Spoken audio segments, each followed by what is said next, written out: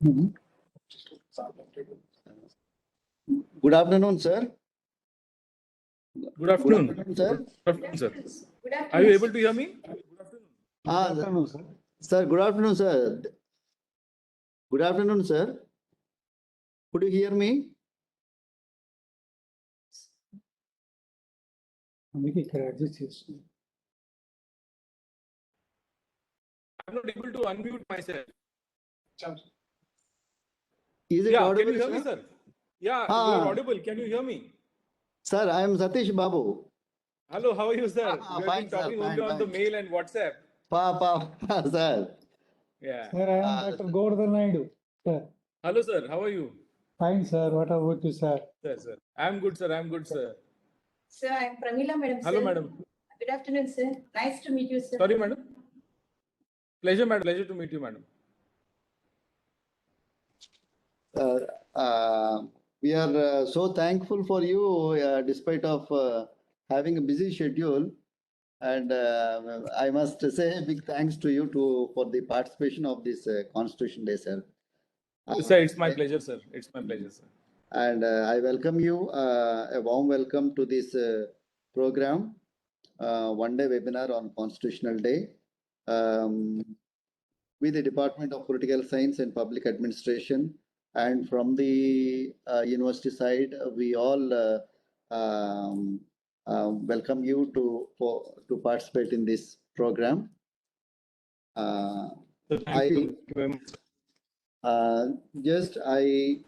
I invite Dr. S. Govardhan Naidu, Sir, Associate Professor and co-convener of this program, to introduce Professor Mrudul Nair, University of Bombay. Please, sir. Please introduce. Sir, very brief, sir. Yes, sir, I feel very happy to provide me an opportunity to introduce the Professor Mrudul J. Naile. Mrudul J. Naile. Briefly, please. Okay.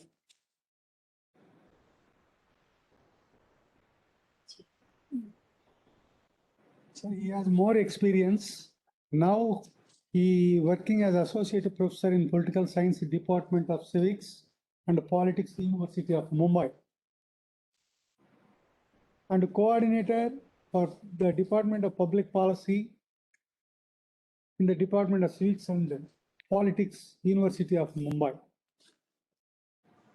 And he has more international exposure. He coordinated the India-China Think Tank Forum visit to the University of Mumbai on 7th December 2016. This forum is a part of the MOU signed between the Prime Minister of India and Xi Jinping, and was a part of think tank delegation invited by the China Foreign Affairs University at Beijing, PRC, from April 21st to April 29th, 2016. He was selected for international seminar on economic development for young scholars, Chinese Academy of Social Sciences, and the Graduate School, Chinese Academy of Social Sciences, Beijing, People's Republic of China, organized during 20th August 18th September 2012. He attended a program sponsored by the US Department of State under the Fulbright Haas Act of 1961 at the United States Institute on US National Security Policy Making between 2nd January 2011 to 13th February 2011. He visited US Army War College, Carlsbad, Pennsylvania, Brown. Sir, let it be, sir. Let it be brief. Okay, sir. Yes, And sir. he Professor Von Thank you, Koch, sir. Barry Person, and Harvey Spalsky, and Massachusetts Institute of Technology and Cambridge School Security Studies Program, Boston University National Security and Intelligence. So thank you, sir. Thank you, sir. Sir, let me introduce Professor Gangaya, sir. Sir, namaste, sir. Namaste, sir. Department of History, Yogi Vemana University. Yeah. He's one of the senior most faculty in the department. Yes. And a warm welcome to Professor G. Gangaya Garu for his, and he presents one of the topic in our webinar. And sir, let us start. Shall I present? Sir, please start, sir. Yes, sir. Yeah. You can proceed. Are you able to see my screen? Yeah. Clear, sir. Can you see the presentation, sir? Yeah. No, sir. No.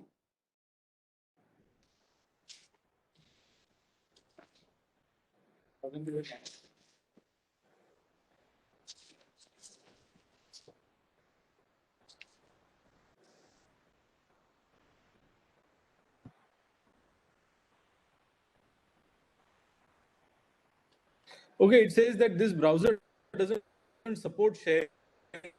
What I will do is I'll talk and then send you a presentation. It is not audible. Me, Sir, some Mr. technical Babu problem. for having invited me. Some technical problem. Yes, sir, there's some technical problem. I'm not able to share. I'm not able to share my Signal. screen. Some technical problem, I guess. Signal problem. It's okay, bro. It's okay, sir. It's okay. You can. I will. Yes, sir. So, basically, thank you very much for inviting me to your institute for this particular lecture. I've titled my lecture as Constitution of India, a Modern Social Contract. And the subtitle is From Social Democracy to State Socialism. This lecture on the auspicious occasion of the Constitution Day, 26 November 2021, I'm really pleased to share my thoughts in your university. My presentation is basically broadly into three parts. The first part deals with social contract, what it is, Hobbes, Locke, Rousseau, and why, how do we look at social contract from Indian perspective. The second part of the presentation is basically political ideas of Dr. Ambedkar and how we have to look at it, look at the constitution from the perspective of a social contract. And the third part is on economic life of the country. And unless and until there is integration of economy and polity, I think that this social contract cannot be complete. And that is the reason why I have kept this particular topic. We all know that social contract theory, basically, it emerged with Thomas Hobbes. Okay, the first contract came from Thomas Hobbes, where he basically, sorry, yeah. So basically, he spoke about absolute monarchy. He basically spoke about absolute powers to the sovereign. Okay, and before this particular civil state commences, he says that there is a problem of there is a problem in the state of nature, and there is a very chaotic situation. So therefore, people have to come together, and this particular people come together with a contract to behave well, to obey the sovereign, to not to dethrone him, and those kind of things. So therefore, he gives utmost powers to the sovereign, and the contract is amongst the people. Okay, and the sovereign is out of the contract. This kind of contract Thomas Hobbes comes with. The second contract that we generally find is that of the British philosopher, okay, that is John Locke. And John Locke, his contract is a bit different. His contract is a dual contract. This contract is between the people, amongst the people, and between the people and the sovereign. So he's talking about two contracts. So state of nature, he says, is pre-political, but it is social. So state of nature, okay, where there is chaos and all, it is pre-political, but at the same time, it is very much social. Secondly, he says that the contract is due to desire to protect the property of the people.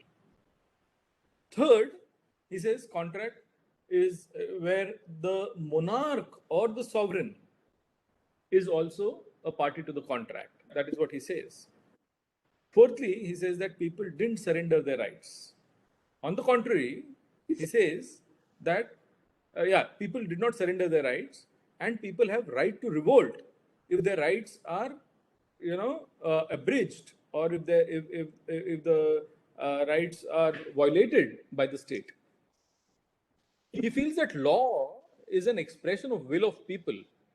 Okay, so law comes because it is the will of people. He's talking about the consent. And he also talks about the authority. The source of the authority is the people. Okay, so he's very much like talking in the terms of popular sovereignty. But Rousseau again comes up with a third contract. Now, as we all know, he talks about something like man is born free, but everywhere he is in chains, and so on and so forth. His idea of contract is very different. He says that contract liberates people from rude state of nature. Okay, so contract is essential because that liberates the people from the crude state of nature. Secondly, he says that socialistic view of relationship between individuals and society. That is how he looks at the contract. This particular contract, he says, does not change people of their rights, but rather it guarantees those rights. Okay, so the contract, it actually guarantees the rights of the people. Okay, he also is of the opinion that he is guaranteeing individualism to the people. However, he is also prohibiting excessive individualism. So the concept of largest good of the largest number. Okay. And finally, for Hobbes and Locke both, political institutions are a necessary evil, whereas for Rousseau, they are a blessing. Okay, so from that particular perspective, we look at social contract. Now, after looking at all these three social contracts or social contractualist thinkers, it is important for us to also understand as to what is a social contract essentially.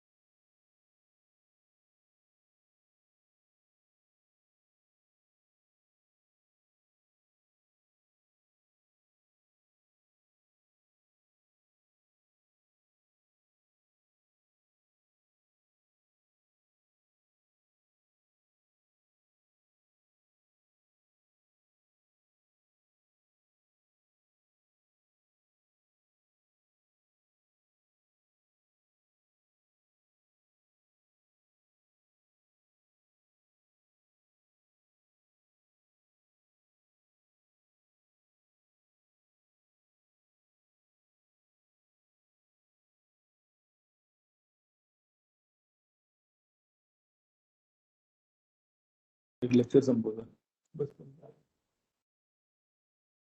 Sir, can you hear me now? Yeah. Yeah, we can. Yes. So yeah. So I was talking about the speeches that Dr. Ambedkar talks about on unity, which is again concerned with with this particular social contract. It's okay, right, sir? Can you hear me? You can hear me, right, sir? Yeah. So he's first of all talking about unity, and he says that we are all now. This I'm implored that in the Constituent Assembly was when deciding on destinies of of nations. I know today we are divided in different warring groups, and I also confess that I am also a part of one of these particular groups. But however, he says that other yeah. But he says that I have to, so far as ultimate goal is concerned, I think none of us have any apprehensions that we need to come together.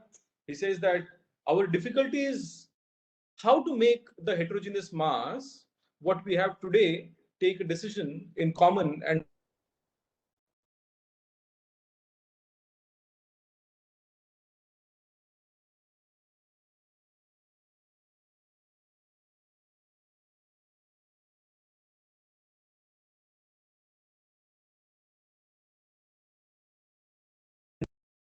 me.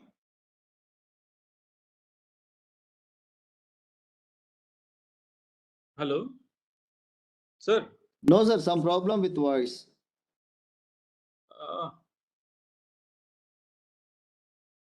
Now it is okay, sir. Now it is okay. Yeah, you can continue, sir.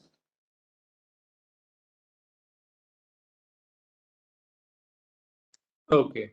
So you just keep telling me if suppose you're not able to hear me, just let me know. Okay. Now it is audible. Yes, sir. So it would be so he says that it would be an act of greater statesmanship. This is very important. Ambedkar says that it would be a greater act of statesmanship if the majority party, even to make concessions to prejudice of the people who are not prepared to march together. So we need to bring these particular people together, he says. Okay, those people who are not with the ruling party, they also should come together. On 4th November 1948, he again makes another statement, another speech. And in this speech, he's talking about parliamentary democracy. And he says that parliamentary democracy is not new to India. This particular parliamentary democracy came right from the beginning of the Bhikkhu Sanghas, when Sanghas were formed. And this was a cooperative work that people had taken together, and parliamentary procedures were also followed during that time. So that's how parliamentary system comes in. Now, here, indirectly, when you look at this particular interpretation of Ambedkar about democratic processes in terms of Buddhist Bhikkhu Sanghas, I mean, that we can say that is considered somewhere with the Plato's philosopher king. As Plato says that philosopher king does justice, and he also says that this particular philosopher king should stay away from property, should stay away from property, and should not get married and all of those kind of things. On similar lines, he's talking about these particular Bhikkhu Sanghas also. Further, he says that we need to develop some kind of constitutional morality. And he says that this particular constitutional morality should become a natural sentiment. Okay. So again, it is contractual. So what is constitutional morality? I mean, it is a social value. Everybody should, cherish these particular values of constitution and therefore constitutional morality. Now it has to be cultivated, he says, and we must realize that our people have yet to earn it. Okay, so we have yet to earn it. Democracy in India is only a top dressing on an Indian soil, which is essentially undemocratic. So we are in an undemocratic, we are living in an undemocratic system, and we are, in a way trying to get the democratic system into this particular undemocratic world. So therefore, we need to make our systems also democratic. The last speech in the Constituent Assembly is again very well known when he talks about the contradictions. So he says that we are going to enter into a life of contradictions. In politics, we will have equality, and in social and economic life, we will have inequality. Okay, and therefore, he says, in social and economic life, we shall, by reason to our social and economic structure, continue to deny the principle of one man, one vote. Okay, so this will continue. How long these particular contradictions will continue? How long are we going to stay in inequality of social and economic life? Can we continue to deny for long? We will do so by putting only political democracy at prill. So therefore, he says that political democracy is not going to work. Therefore, we need to look at these particular processes. Further, he also says, I remember the days when politically minded Indians resented my expression, the people of India. So the first lines that we were talking about, we the people of India. So a lot of people resented. They said that no, we will say in the name of God, in the name of Ganga, in the name of Himalaya, and all of those kind of things. Okay, but he insisted that it should be we the people of India. So the constitution is being given, is pledged to the people of India. And he says that they preferred the expression the Indian nation. They say that instead of saying we the people of India, we should say the expression Indian nation. I'm of the opinion that in believing that we are a nation, we are cherishing a great delusion. So are we a nation? That is a question. How can people be divided into several thousands of castes in a nation? The sooner we realize that we are not yet a nation in social and psychological sense of the word, the better for us, and that is better for us. For then only we shall realize the necessity of becoming a nation and seriously think of ways and means of realizing goals. So he's talking about nationalism in a different perspective. So unless and until we are able to give away castes, we will not emerge as a nation. That is what he says. So they are anti-national. So he says, in the first place, because they bring out separation in social life. The caste, it brings out separation in social life. And therefore, caste is anti-national. Okay, people are not anti-national. Caste is anti-national because they generate jealousy, antipathy between castes and castes. So therefore, we need to give it away. And without fraternity, equality, and liberty will no longer deeper than the coats of the paint. Okay, so this is what he tries to say. Further, another problem that we've been facing for quite a long time is that of integrating minorities. When we are talking about integrating minorities, he says that unfortunately for minorities in India, Indian nationalism has developed a new doctrine which may be called as divine right of majority. Okay, so divine right to rule.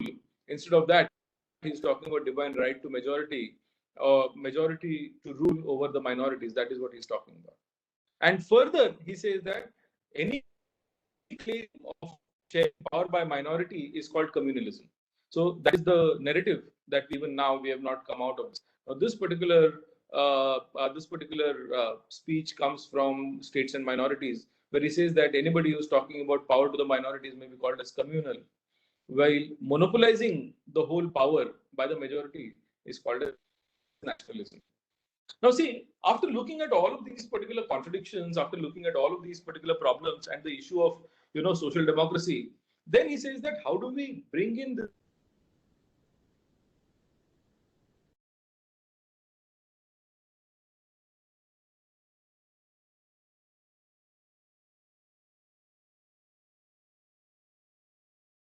Now it is not audible. Hello.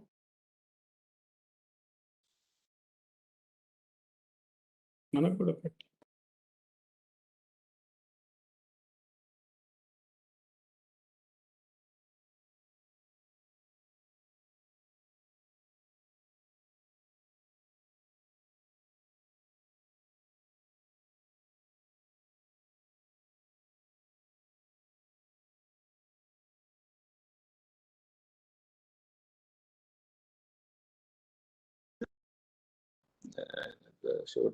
shorts at some point?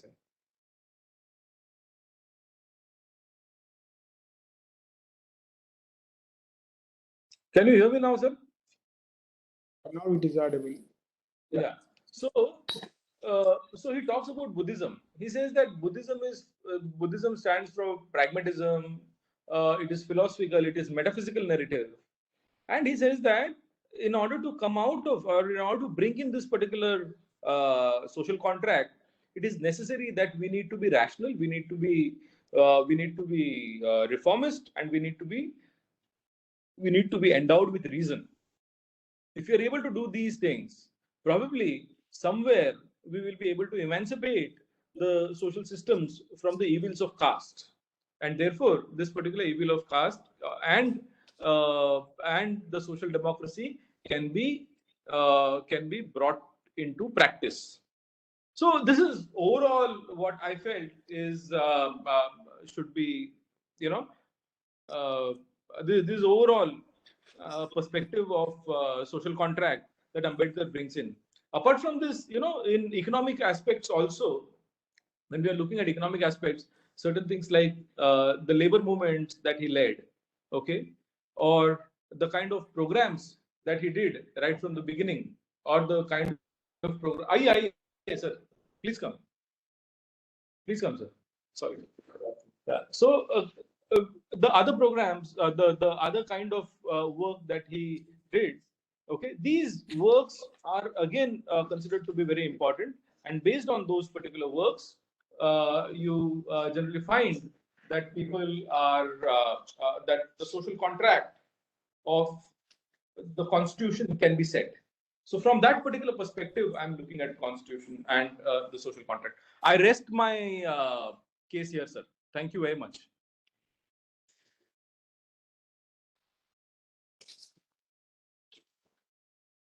Babu, sir?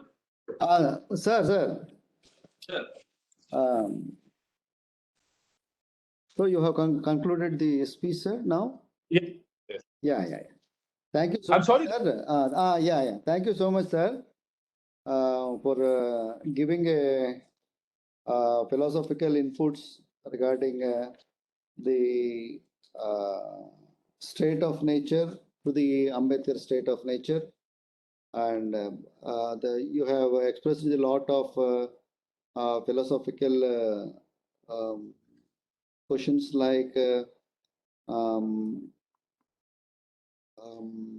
various problems like a sovereign between people, state, and people's rights, people's political institutions, democracy, parliament democracy.